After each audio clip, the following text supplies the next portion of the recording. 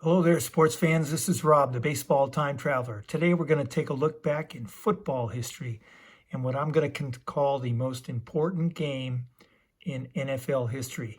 It's often referred to as the greatest game ever played, but the significance of this game really determined the future history of pro football. What I mean by that is that 2 years after this game, the AFL began its first season. Within 10 years, the first Super Bowl was held, and we have now had 59 Super Bowls since that time. And it all really revolved around the fact that this game was an overtime game. It was the first nationally televised game, and it really captured the American spirit at that point. This is the 1958 NFL Championship between the Baltimore Colts and the New York Giants. But before we get to football, of course, we got to cover a little bit of baseball. In 1958, it was kind of a watershed year as well. The Giants and Dodgers had moved to the West Coast, and the first Major League Baseball game was played in San Francisco's Seal Stadium on April 15th, and we'll show you some of the players there. None other than Willie Mays. And one of my favorite cards, here's Willie in his 1958 Topps All-Star card.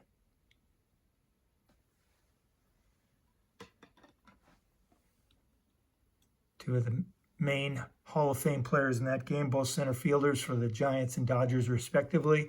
Here's Duke Snider and Willie Mays.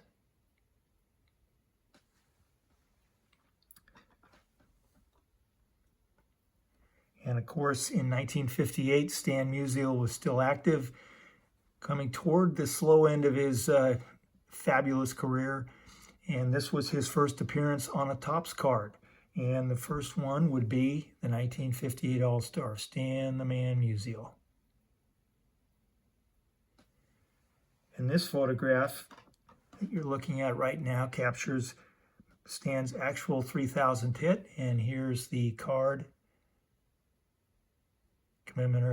commemorating that historic hit. And not to be outdone, 1958 World Series, the Braves prevailed over the Yankees, and here's Hank Aaron, 755 career home runs. This is one of his World Series home runs, and it's captured on the 1959 Baseball Thrills Topps card.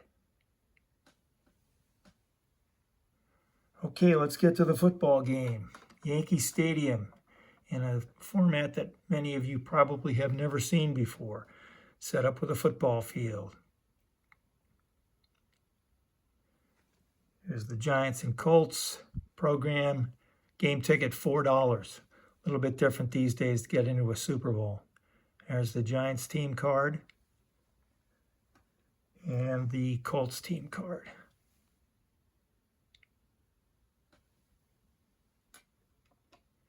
This game was the first nationally televised game. It was still blacked out in New York back in those days because of the concern that local fans would not attend the games.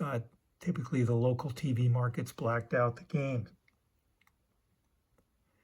We have several Hall of Fame coaches. Here we got Tom Landry, the offensive coordinator for the New York Giants. Vince Lombardi, the defensive coordinator, and on the upper left there is Weeb Ewbank, who was the head coach of the Baltimore Colts, who later became famous as the coach of the New York Jets, and Joe Namath winning Super Bowl III in 1969. Start off the game, and I'm not going to go through the game in great detail here. It was a great game. You can see plenty of videos on YouTube, and there's books written about this game. I'm just going to primarily focus on showing you some cards of players, many of whom you've probably never seen or heard of before. But this is quarterback Don Heinrich, played for the Giants and lasted 2 series. He fumbled, and the Giants decided to move on from Heinrich and went to Charlie Connerly, who famously became later, after his retirement, one of the Marlboro men, famous cigarette commercials and print advertising. He was a heck of a quarterback for the Giants and led them to the 1956 World Championship. And of course, we have Hall of Famer Johnny U. Can't dispute how great of a quarterback he was. And here's his 1958 Topps card. He had a terrific game and a terrific career and was a great man. This game was actually marked by a lot of turnovers. I think there were 6 fumbles by the Giants, interception, fumble by the Colts, and it was just one of those games where you can consider it the greatest game ever played, but from a technical perspective, it was a pretty sloppy encounter, especially in the first half. Probably a lot of first half jitters. We'll start the scoring off with Pat Summerall, who famously spent many years in the broadcast booth with John Madden. He kicked a 36-yard field goal, and the Giants took a 3-0 lead. Alan Ameche later scored on a 2-yard run after a fumble from the Giants, and Baltimore took the lead 7-0. And here's Johnny Unitas completing a touchdown pass to Raymond Berry, who later had some heroics. And what I'll show you here now is number 45, Hall of Famer Emlen Tunnell, great defensive back for the New York Giants, and I believe he finished his career with the most interceptions in NFL history.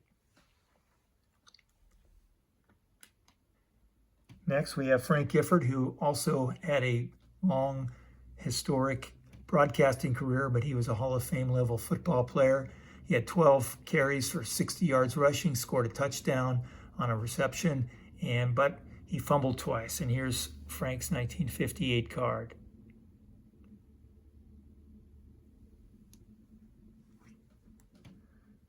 Next player, somebody probably nobody's ever heard of, is L.G. Dupre, and he is blocking here, leading Alan Ameche through the hole. And here's his card.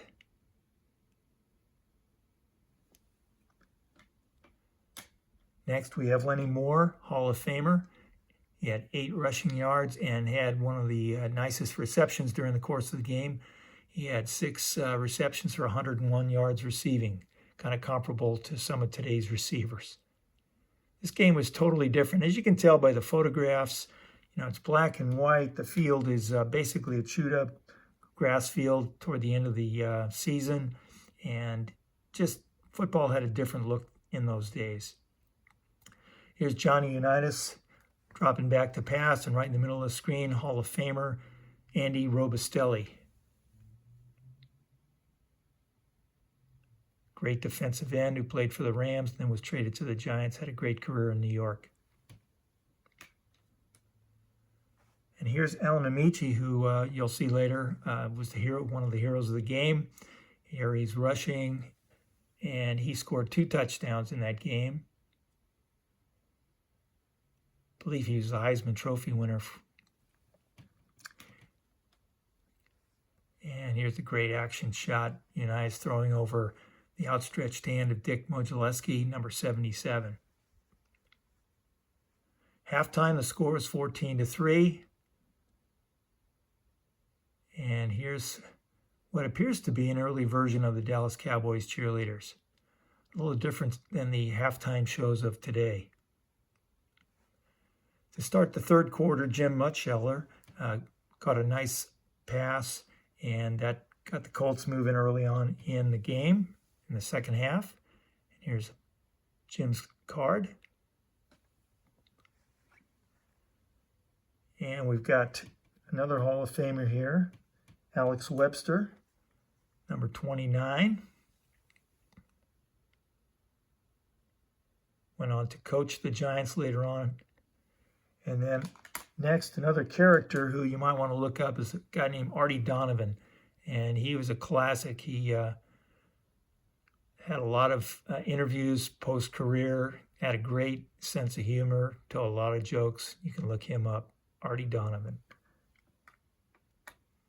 And this is a couple of photographs of probably the most exciting non-scoring play in the game, where Alex Webster actually picked up a fumble. Kyle Rote, the receiver for the Giants, had taken the pass and ran about 20, 30 yards down the field. in the process of being tackled, fumbled the ball. Webster picks it up and continues on and brings it down to the 1 yard line and is tackled out of bounds at that point. Here's a great photograph of Hall of Fame defensive end Gino Marchetti. And to the right there is Mel Triplett carrying the ball, but he has no 1958 card. He scores, and the Giants reduce the lead. They're behind Baltimore now 14-10. Here's Bob Schnelker, receiver for the Giants, catches a 46-yard pass, moves the Giants down the field. And that allows Frank Gifford to score on a 15-yard pass from Charlie Connerly. A little later in the quarter, Bert Rechichar misses a 46-yard field goal. You'll notice these guys are kicking from straight on. This is the pre-soccer style kicking days, and the percentage of good field goals was much lower than it is today, where guys virtually rarely miss. All right, now we're into the fourth quarter, and the Giants got stopped on 3 downs. They were trying to make a final drive to take the lead, but Frank Gifford is stopped on a very controversial call where the measurement, they didn't have the benefit of video analysis at that point, and Gino Marchetti broke his leg during that play. And then Johnny Unitas essentially started what was later referred to, and we know very familiarly today, is the 2-minute drill. He had to move the Colts 86 yards down the field to try and tie or win the game, and he relied on Hall of Fame receiver Raymond Berry, who made several catches during this drive, and they moved it down to the toward the end zone, but were unable to put it over. And Steve Myra came in and kicked a 20-yard field goal to tie the game. There's some great shots. You can see the crowd, and you'll notice that the goalposts at that time were on the goal line, unlike now where you see the goalposts are at the back of the end zone. Here's another great shot. Emlyn Tunnell watching the ball go over. Game goes into overtime, and Gino Marchetti finally is taken off the field. They were concerned that the crowds were starting to form, and he was actually getting pretty cold, and they were concerned about his health, so they moved him off the field. So we have the first overtime game, and the toss. Giants win the toss. They take the ball, but they're stopped on 3 plays, and Don Chandler comes in to punt, and then the Colts take the ball, and Johnny Unitas in a famous pose here where he's driving the Giants down the field, and this actual pose is captured in this night's Allen and Ginter card.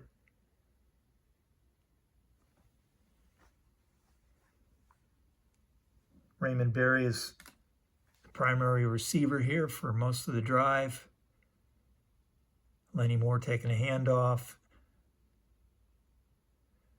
Giants trying to hold the Colts from scoring. They had moved the ball down to the 1 yard line. And now we have Alan Amici taking the handoff from Unitas.